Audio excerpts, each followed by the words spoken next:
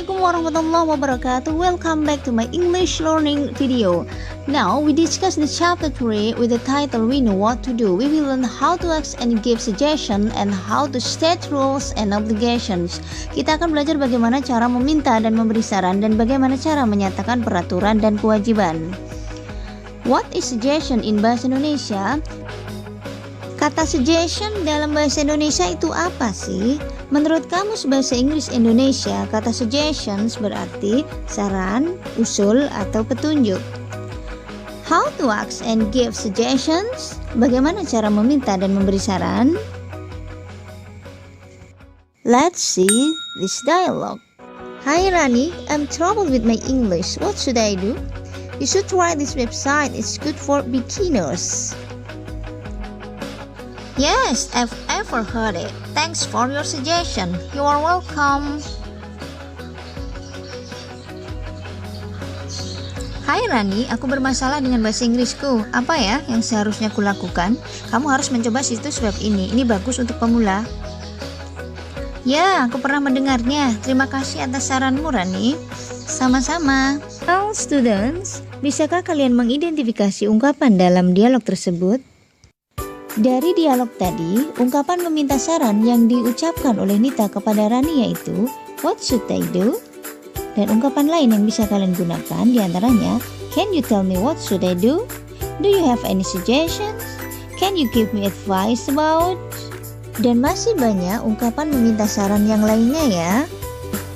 Dan bagaimana cara memberi saran kepada seseorang? Kalian bisa menggunakan ungkapan diantaranya You should, You had better yang diikuti dengan kata kerja pertama.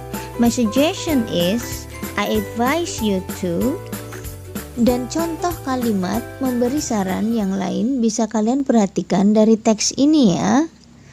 We will use more English now in our class. You should greet me and your friends in English.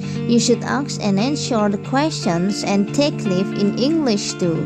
But don't worry, when you need, I'll help you.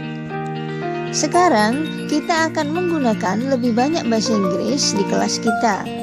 Kalian harus menyapa saya dan teman-teman kalian dalam bahasa Inggris.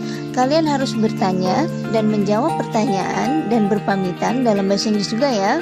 Tetapi jangan khawatir, saat kalian perlu, saya akan membantumu.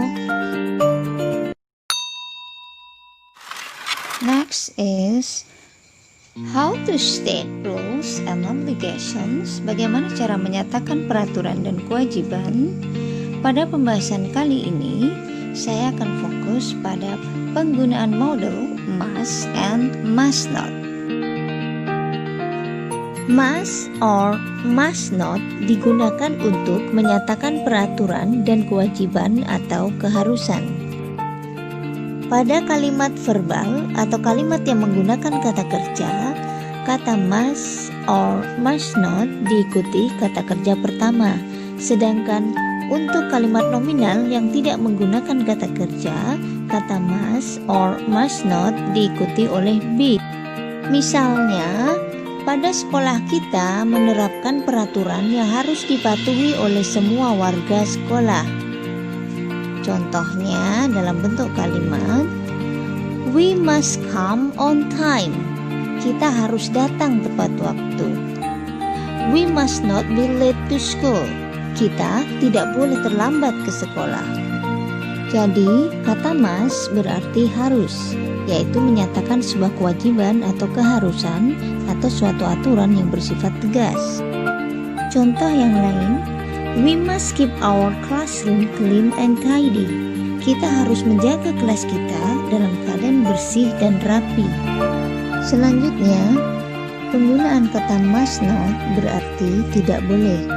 Ini untuk menyatakan sebuah larangan. Contohnya, You must not smoke in the school. Kamu tidak boleh merokok di sekolah. Well students, demikian pembahasan materi kali ini. Jika masih ada yang belum dipahami, jangan lupa tanyakan pada guru bahasa Inggrismu ya. Thank you for watching and wassalamualaikum warahmatullahi wabarakatuh.